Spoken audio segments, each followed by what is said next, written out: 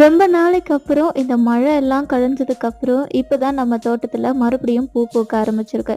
இந்த மழை காலம் வந்துட்டாலே பூக்கிற செடி கூட கொஞ்சம் ஸ்டாப் ஆயிடும். அதிகமா வெயிலும் இருக்கக்கூடாது, அதிகமா மழையும் இருக்கக்கூடாது இல்லையா? ஸோ ரொம்ப நாள் ஆச்சு நம்ம செடியில பூக்கள்லாம் பூத்து, இன்னைக்கு ஓரளவுக்கு எல்லா பூவும் வந்து பூத்திருந்துச்சு.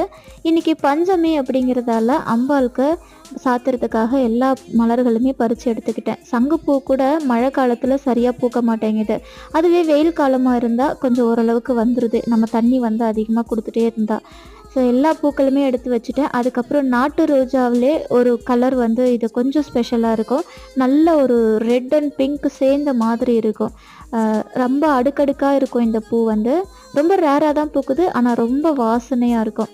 அதையும் வந்து பறிச்சு எடுத்துக்கிட்டேன். செம்பருத்தி பூவும் வந்து நிறையவே பூத்திருந்துச்சு. ரொம்ப நாள் கழிச்சு நம்ம செடியிலேருந்து பூக்கள் பறிச்சு கடவுளுக்கு வைக்கிறதே ஒரு தனி சந்தோஷம் தான்.